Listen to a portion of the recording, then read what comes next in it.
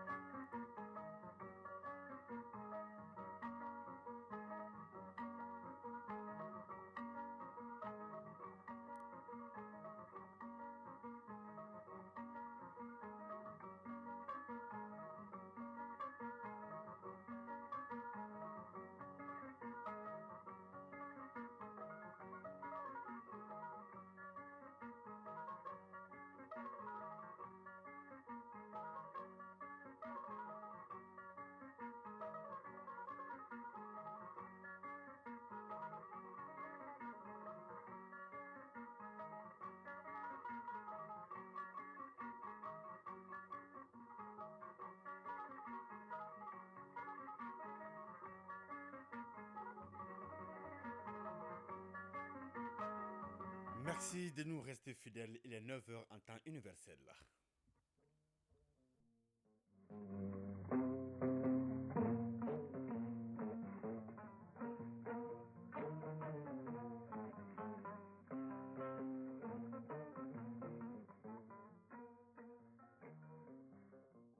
Le journal, Mohamed Diarra.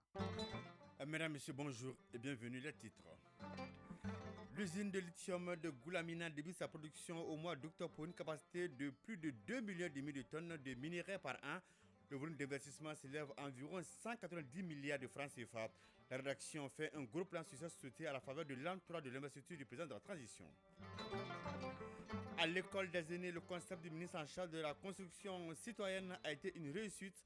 La première cohorte sort ce samedi. C'est un véritable cadre d'échange entre les membres du gouvernement et les apprenants, nous dira Aradjou Matina. Enjeux et contraintes liés à la multiplication des semences locales au Mali et la problématique autour des importations, c'est le thème de la deuxième édition de la Journée nationale de la pomme de terre qui se tient à Sikasso.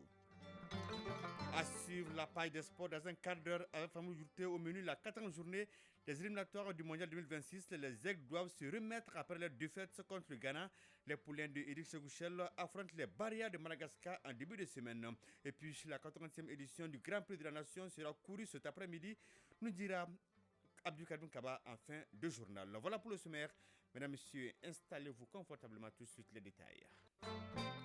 Nous ouvrons cette édition par l'un des acquis de la transition. L'usine de lithium de Goulamina débute sa production au mois d'octobre pour une capacité de plus de 2,5 millions de tonnes de minerais par an. Le volume de l'investissement s'élève à environ 190 milliards de francs CFA. La renégociation du contrat de cette mine et l'application des dispositions du nouveau code minier ont permis d'augmenter la part de l'État et des nationaux de 20 à 35%.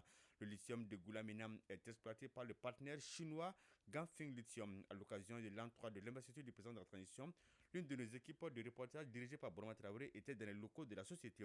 C'est le grand format de cette édition. 65 km séparent la ville de Bougouni et Goulamina, le village qui abrite l'important projet. Après environ 2 heures de route, nous voilà au cœur des installations. Comme nous, tout visiteur qui entre ici doit s'informer et se conformer aux mesures de sécurité sur le site. Toutou Dabo est responsable santé et sécurité au travail. Nous avons une équipe de réaction d'urgence et pour contacter cette équipe de réaction d'urgence, voici le numéro que nous avons ici, qui est le 68 04 44 44. Donc vous contactez ce numéro lorsque vous êtes témoin ou bien lorsque vous êtes impliqué dans une situation dangereuse. Des mesures de sécurité qui ont eu un impact positif sur le niveau d'évolution des travaux. En 5 millions d'heures de travail, aucun incident n'a été enregistré sur le site. Pas d'incident et les installations de l'usine sortent bien de terre, comme nous l'explique Moustapha Sidibé, ingénieur du projet lithium du Mali. Pour la construction de l'usine de lithium du Mali, Nous sommes à environ 90% de taux de progression. C'est une usine d'envergure mondiale que nous avons là avec une capacité de traitement de 2,5 millions de tonnes de minerais par an. Et donc là tout de suite les activités actuellement en cours sont les activités de montage structurel, de tôlerie. Nous avons aussi la mise en service des infrastructures majeures du site. Le projet de Goulamina représente le 5e plus grand gisement de lithium au monde et le tout premier en Afrique de l'Ouest, avec à la clé un investissement d'environ 318 millions de dollars, un investissement colossal et un processus d'extraction du minerai bien précis. Le processus de traitement du site minéraire commence d'abord par le concassage. Après le concassage, ça va au criblage, au broyage, à la flottation, à la séparation magnétique et finalement à la filtration. Et après la filtration, nous avons notre produit final au Mali ici que nous appelons concentré de minerai. Le lithium du Mali sera exploité à ciel ouvert. Pour ce faire, des méthodes conventionnelles sont utilisées. Un tour à la carrière permet de les comprendre et surtout d'être rassuré. Adama Koulibaly, responsable de l'exploitation minière. La première des choses, on fait le décapage des arbres d'abord. On va identifier les arbres, les compter. Et il y a une équipe d'environnement qui vient pour pouvoir reboiser encore. Donc maintenant, quand on fait le décapage, on enlève le stérile. Quand on enlève le stérile, maintenant, il y aura une machine qu'on appelle le bulldozer qui va venir nettoyer une plateforme. Après le nettoyage de la plateforme, maintenant, il y aura les tomographes qui vont venir implanter les trous de forage. On a implanté les trous de forage. Maintenant, les machines vont venir fourrer. Après le forage, maintenant, il y aura le dynamitage. Après le dynamitage, maintenant, on fait le transport du produit de la fosse vers le rempart, dont les produits seront stockés là-bas pour pouvoir alimenter les îles. Dans cette carrière, des machines de dernière génération sont à l'œuvre. Elles sont impressionnantes, mais pas seulement. Ces engins pèsent lourd par leur poids et leur coût. Des investissements importants pour une meilleure exploitation du gisement. On a une pelle de 300 tonnes qui coûte 4 milliards de francs CFA et des camions de 100 tonnes aussi. On a 12 camions de 100 tonnes et on a une pelle de 300 tonnes pour le moment. Mais on va avoir quelque chose de 4 pelles au total au final. Cette mine est considérée comme l'un des plus grands projets réalisés par la transition, avec comme pilier fondamental la préservation des intérêts des Maliens. Preuve, ici, l'application de la nouvelle loi sur le contenu local est une réalité. Sédou Séméga, directeur général du lithium du Mali. La loi sur le contenu local est fondamentale et c'est au cœur de nos activités. Le lendemain de la promulgation de cette loi par le président, nous avons commencé sa mise en œuvre. Et on s'assure qu'on travaille dans le respect des directives de la législation malienne. Le projet de lithium de Goulamina met un point d'honneur sur le développement communautaire, mais pas que. Les compétences nationales et locales sont valorisées. Sédou Séméga, directeur général du lithium du Mali. Au pic de la construction, nous avons employé plus de 2000 personnes, plus de 90% de Maliens.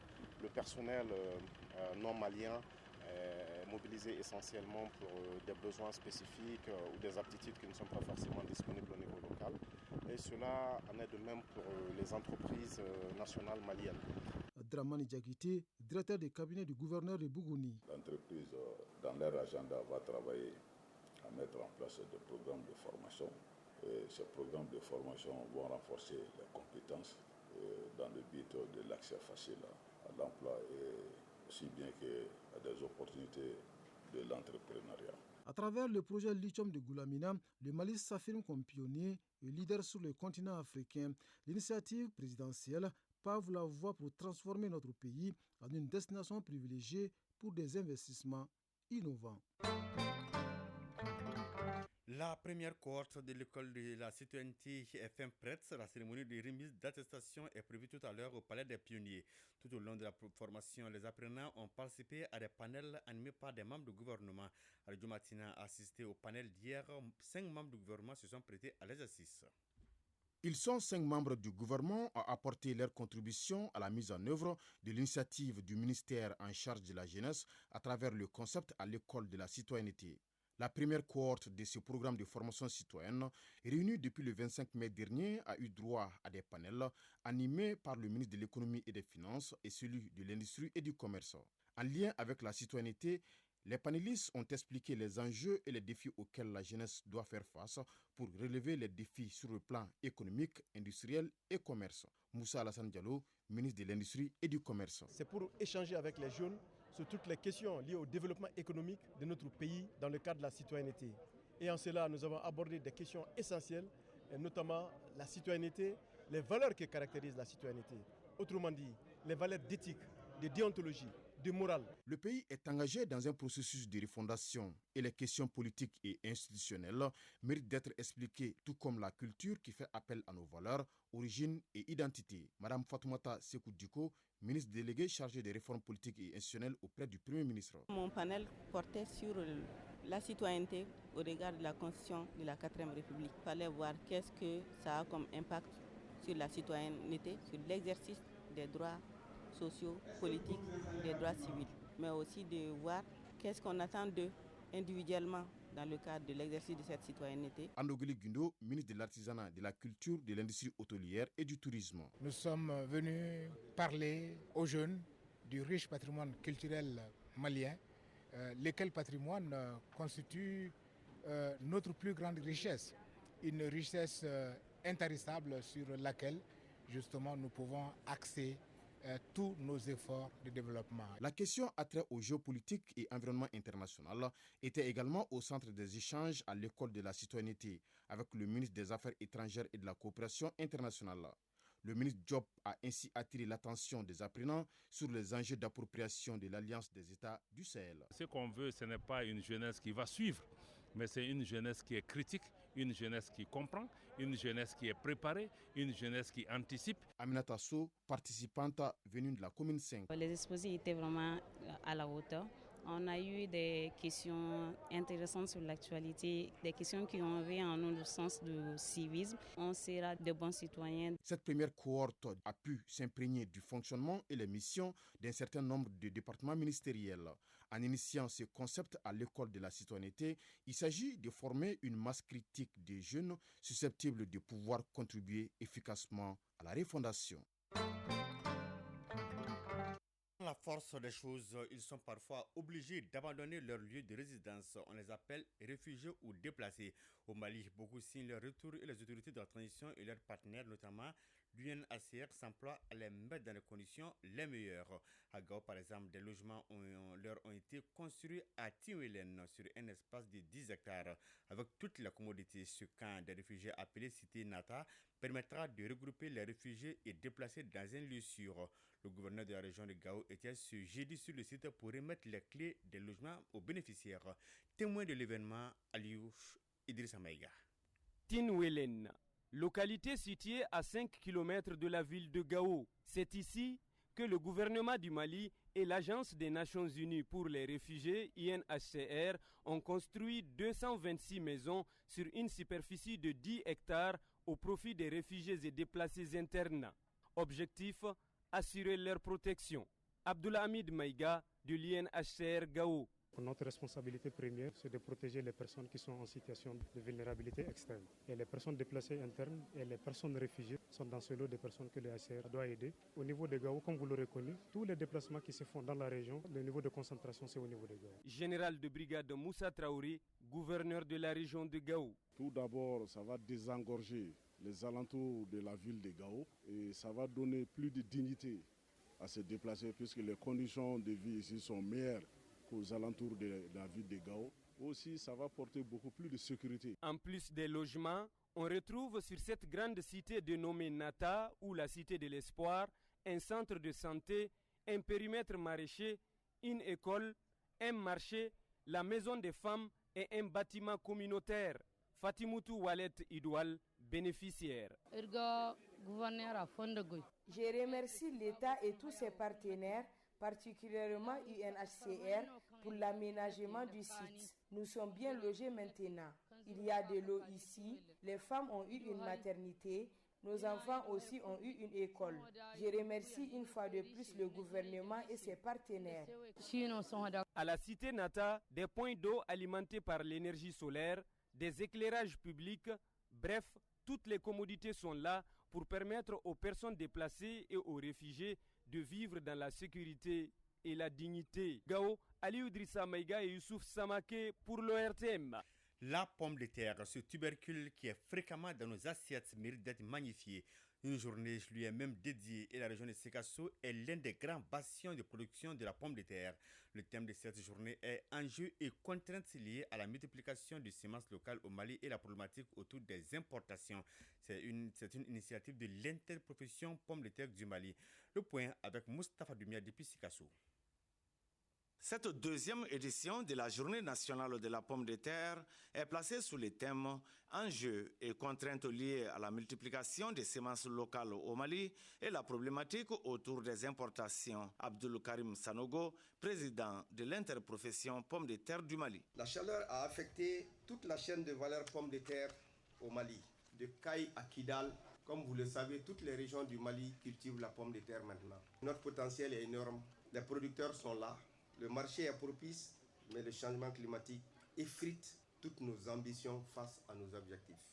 La pomme de terre a été affectée soit en plein champ, soit à la récolte, soit en conservation partout où elle se trouve. L'espace de 2 jours est marqué par des expositions de produits à base de pommes de terre et des conférences sur la multiplication des semences, les changements climatiques, les énergies renouvelables et la transformation de la pomme de terre. Yaya Bamba, président du conseil régional de Sikasso. Dans le cadre du PAFA 2, je voudrais citer, entre autres, quelques activités du CRPT Sikasso. Appui à la production et vulgarisation des semences de pommes de terre produites localement, appui aux opérations de commercialisation et marketing, mise en place d'une équipe de conseil et d'assistance technique aux producteurs composée de 35 personnes, dotation de 264 relais en semences et fertilisants organiques pour la mise en place des parcelles de démonstration. Amadou Cheikh Traoré, conseiller technique au ministère de l'Agriculture. Je m'empresse de vous signaler que l'espoir est permis cette année avec les offices.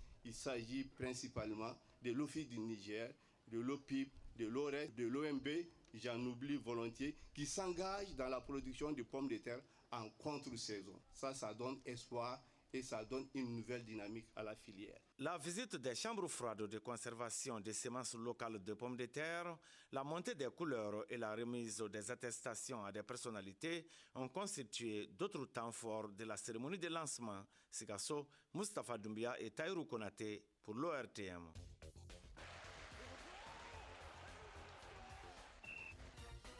« 9h15 pile, il est là à l'heure. Famille Douté, bonjour. Bonjour Mohamed, bonjour. Football, la 4e journée des éliminatoires du Mondial 2026. Les Airs quittent Bamako ce samedi pour l'Afrique du Sud où ils affronteront les barrières de Madagascar en début de semaine. Un match très crucial pour leur note après leur défaite contre les Black Stars du Ghana. Oui, absolument. Après avoir raté leurs 2 dernières sorties à domicile, le sélectionneur Eric Chekouchel et ses joueurs s'envolent ce samedi. Le vol est prévu à midi pour l'Afrique du Sud, plus précisément Johannesburg, où ils joueront contre Madagascar lors de la 4e journée. Après 2 matchs nuls d'affilée contre la Centrafrique, 2e journée, le Ghana, et la défaite, et la défaite contre le Ghana, 3e journée. Le 2e homme de l'équipe nationale du Mali est mécontent et demande même la démission du sélectionneur Eric Chekouchel, que je vous propose d'écouter à ce sujet. Comme certains le pensent, je ne vais pas attendre 6 mois non plus. Si je vois que je n'arrive pas à gérer, je verrai avec ma direction, ma fédération pour une autre solution. Mais aujourd'hui, je m'en sens capable. Voilà, il reste encore 21 points à prendre. Ça commence déjà par la semaine prochaine, aller gagner à Madagascar. Et ensuite, on verra. Voilà, Madagascar accueille le Mali à l'occasion de la 4e journée. Les Malgaches qui ont réalisé ce vendredi une bonne opération en s'imposant par 2-1 face aux Comores. Au terme donc de la 3e journée dans le groupe I, les lignes ont bougé dans le classement. 3 pays, à savoir Madagascar, le Comores et le Ghana, sont en tête avec le même nombre de points, 6.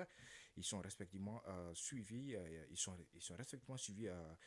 du Mali, 4e, 4 points, de la République centrafricaine, 5e, 4 points également, et du Tchad, bon dernier, avec 0 points. La 4e journée s'annonce donc palpitante au vu des positions actuelles que beaucoup essaieront d'améliorer et d'autres de conserver. Nos envoyés spéciaux sont Sergatou Sissé et Mamadou Sidibé. Et puis, hormis le groupe I, la 3e journée des éliminatoires du Mondial 2026 a été marquée ce vendredi 7 juin par 8 autres rencontres. Oui, champion d'Afrique en titre, la Côte d'Ivoire l'a emporté contre le Gabon par 1-0 et passe devant son adversaire dans le groupe F. Idem pour le Maroc qui, grâce à sa victoire contre la Zambie 2-1, prend réellement les commandes du groupe E. Vice-champion d'Afrique, le Nigeria a souffert contre l'Afrique du Sud qui l'a contraint au nul à domicile, 1 but partout. Avec 3 points, le Nigeria est 5e du groupe C avant la 4e journée. Le Zimbabwe a été battu à domicile par le Lesotho 2-0. Le Mozambique est venu à bout de la Somalie 2-1. Le Kenya et le Burundi ont fait match nul 1 but partout. L'Ouganda a pris le meilleur sur le Botswana par le minimum d'1 but à 0 et c'est par ce même score d'1 but à 0 que l'Angola a battu l'Eswatini. L'Algérie est tombée 2-1 à domicile jeudi face à la Guinée. Ainsi, le groupe G enregistre 4 leaders avec 6 points chacun. L'Algérie, l'Ouganda, futur adversaire des Fennecs ce lundi, la Guinée et le Mozambique. La 3e journée des éliminatoires du Mondial 2026 Zone Afrique prend fin ce samedi avec 2 rencontres, Cameroun-Cap-Vert et Gambie-Seychelles. Et puis, il faut juste signaler que le Burkina Faso affronte donc la Sierra Leone ce lundi 10 juin ici au stade du 26 mars.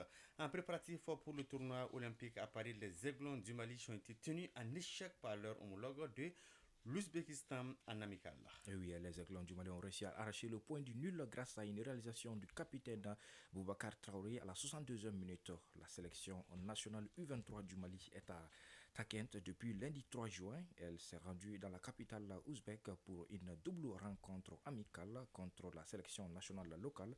C'est dans le cadre de ses préparatifs pour les Jeux Olympiques de Paris 2024. La manche allée a eu lieu ce vendredi 7 juin.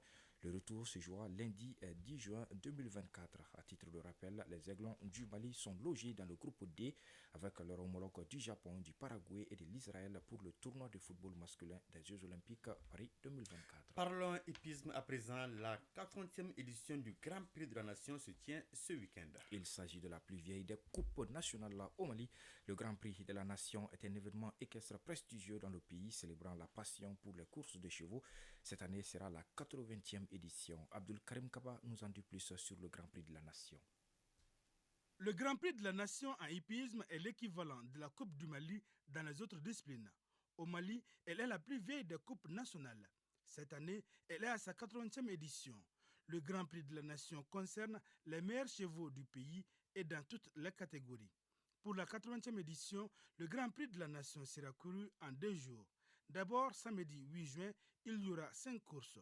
3 pour les petits chevaux et 2 courses chez les demi-craques. Le lendemain dimanche, 9 juin, il y aura 3 courses, une pour les 100 améliorés, les 100 purs et le Grand Prix proprement dit chez les craques.